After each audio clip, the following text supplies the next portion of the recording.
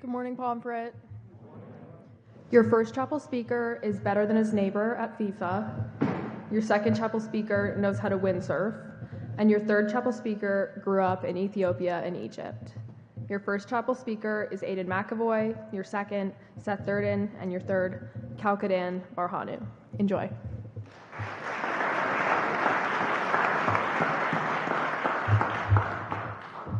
Good morning, Pomfret. When I arrived here on the hilltop 3 years ago, the first thing I remember was being asked to play Uno. At the time, I didn't know anybody, and my first response was to say no. Let me look around the campus a little bit first.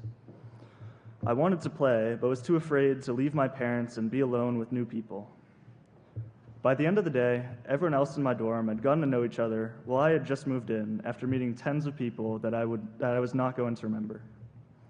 While this might seem like a trivial experience, this memory has lingered in the back of my mind for the past few years, and throughout that time, I have been faced with several similar situations. Pomfret is a place of opportunity, a place where you have the freedom to do what you want. After my sophomore year here, I chose to follow through on one of these opportunities and go to Spain. My parents had been telling me for years to utilize the school trips since traveling is fun, and 2 of my dorm mates were going. To me, this was still one of the hardest decisions of my life.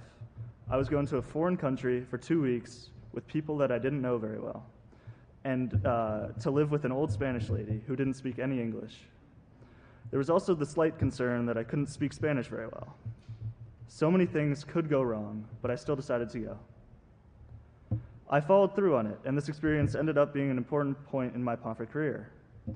Even though I got food poisoning, these were 2 of my favorite weeks since arriving here, and they ended up bringing me closer to the people that I went with. However, trying new things isn't the only thing that you should do. Learning to put your full effort into everything you do is just as important. Last spring, I was placed into the Snow Motion Project Pomfret. This was not one of the projects I had selected, so I asked to be switched out, but it was too late. I had another choice. I could slack around and mope for a couple weeks, or I could lock in and put some effort into it. I, obviously, chose the latter of the 2. I was determined to get something valuable out of this experience, and I did. The memories of walking the trails, eating pizza, and making fires are ones that I will cherish for a long time. As I look back on these times, one thing separates them: my mindset.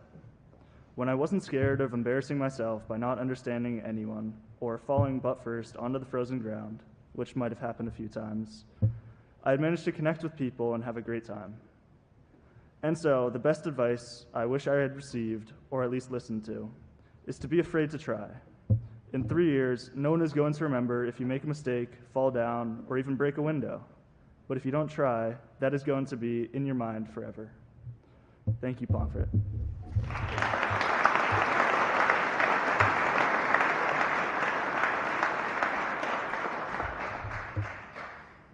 Good morning, Pomfret.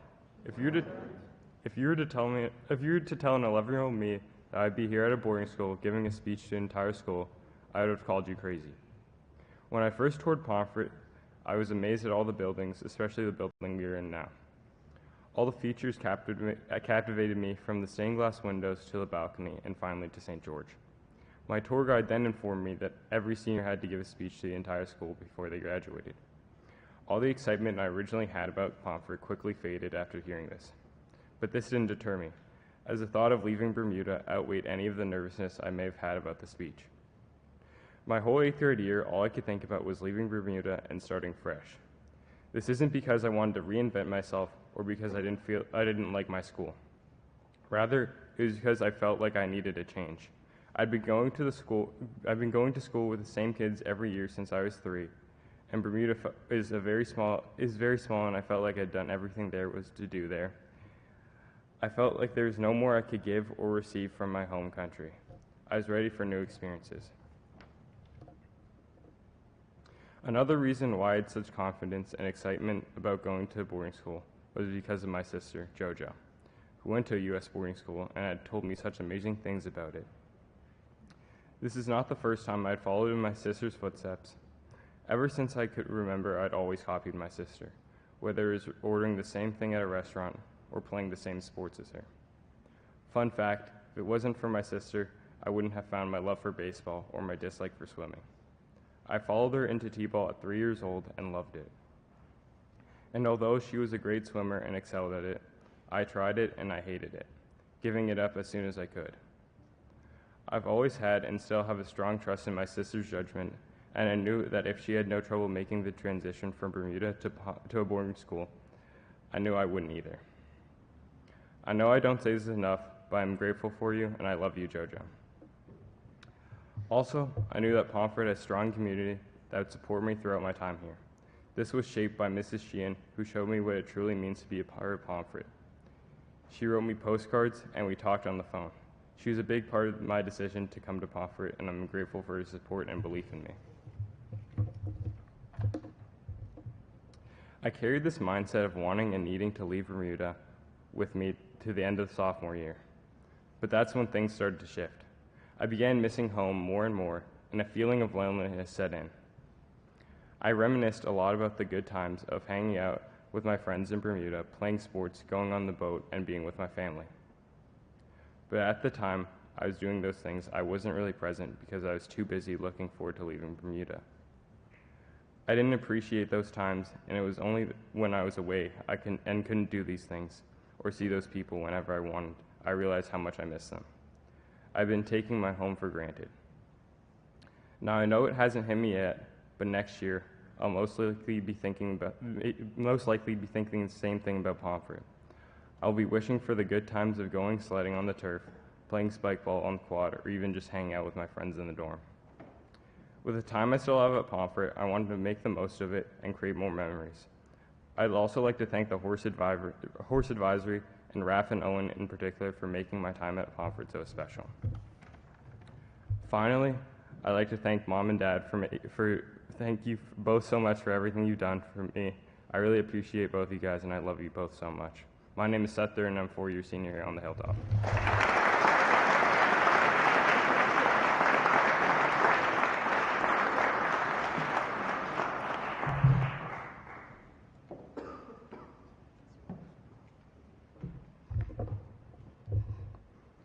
Good morning, Pomfret. We keep chasing horizons, believing joy is waiting just a little farther ahead. There's a term for this quiet trap that we fall into, the rival fallacy. I did not understand how real that was until I found myself alone in my dorm room one night, realizing I had spent years treating my life like it was always about to start. I kept telling myself that middle school would make sense once I got to high school, that high school would feel easier once I became an upperclassman, and now I'm doing the same thing with college. I keep chasing the version of myself I thought I would finally become, completely blind to the life unfolding right in front of me. Early this fall, I realized how far I'd slipped without even noticing. I stopped doing the things that used to ground me and make me feel alive. I avoided going outside unless I absolutely had to. Talking to people felt exhausting, and leaving my room felt impossible unless it was actually required. It got so bad that people I had grown distant to started calling me a deadbeat because no one ever saw me unless it was class. Lunch became the worst part of my day. I would sit on my bed hungry and still convince myself that squeezing in 20 minutes of sleep was more important than walking to the dining hall. One afternoon, a couple of my friends knocked on my door and asked why I had basically disappeared. I remember staring at them with nothing to say. I was stuck in a routine I had created, digging myself into a deeper hole because I thought that working harder was the only way to keep my head above water. And that was when it hit me. It was only week 2 of my senior year, and I was already turning back into the version of myself I fought so hard to leave behind. I realized that I'm someone who piles pressure on myself without even noticing. I kept raising the bar higher and higher, convincing myself that being exhausted, overwhelmed, and scared meant that I was doing something right. But all it really did was turn me into someone who couldn't rest, couldn't breathe, and couldn't see my own worth unless I was constantly proving it. What makes it worse is that most of this pressure comes from me. I didn't grow up believing that I needed to have my life all together to make anyone proud, and neither did my parents do anything to contribute to the mindset that I began to grow. I created that standard all on my own. Once I started doing well in certain aspects of my life, such as school, I became obsessed with the feeling that it gave me. I chased it even when it made me very miserable.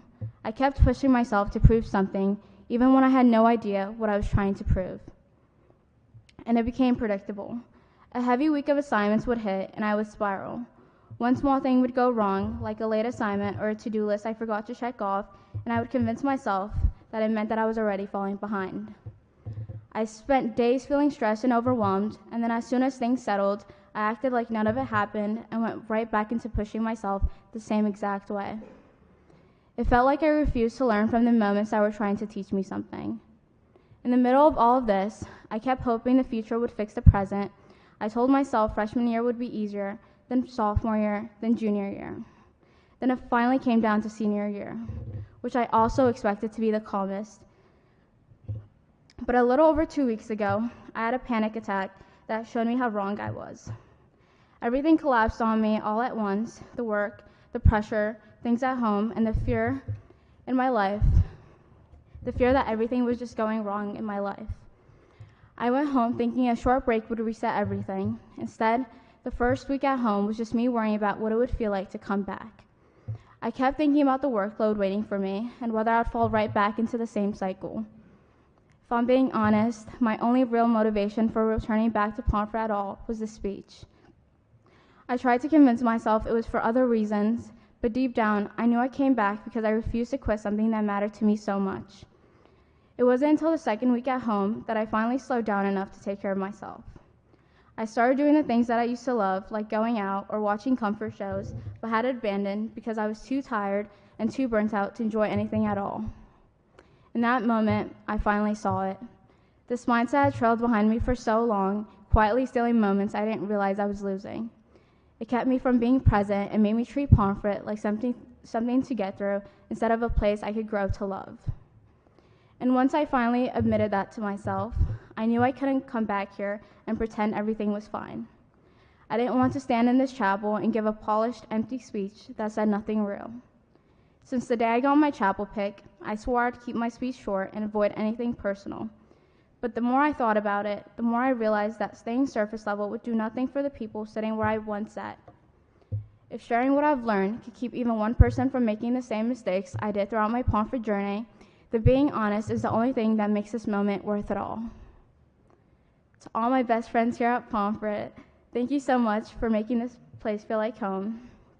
Nora, I seriously don't know what I would have done without you by my side for the past 4 years. You were there for every late night walk, every movie marathon, and every moment I needed someone who wouldn't let me fall apart alone. Peter, thank you for being someone who makes everything feel a little lighter. Dad and Mom, thank you for being my best friends, my biggest supporters, and always seeking out the best for me. To my little sisters, Edidia and Kate, you bring so much joy into my life and remind me every day how lucky I am to have amazing people to go back home to. To my old advisor, Mr. Ring, I can't thank you enough for being like a dad figure to me on campus during my first 2 years here. To my current advisors, Miss V and Miss Non, as well as the rest of the advisory, thank you for genuinely making me look forward to Tuesday nights. And to the Fishers and other faculty I've had the pleasure of knowing, thank you for being the kind of adults who see their students fully and make this place so much more human. My name is Kalkidan Birhanu, and I'm a 4-year senior here on the Hilltop.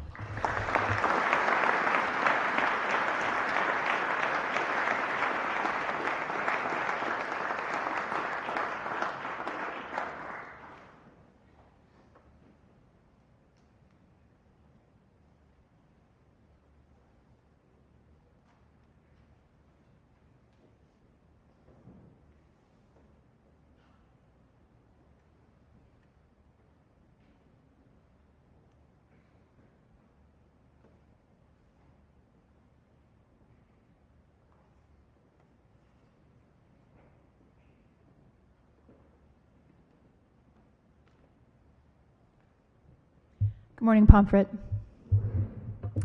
Once again, we have an amazing group of senior speeches that we've had the opportunity to listen to.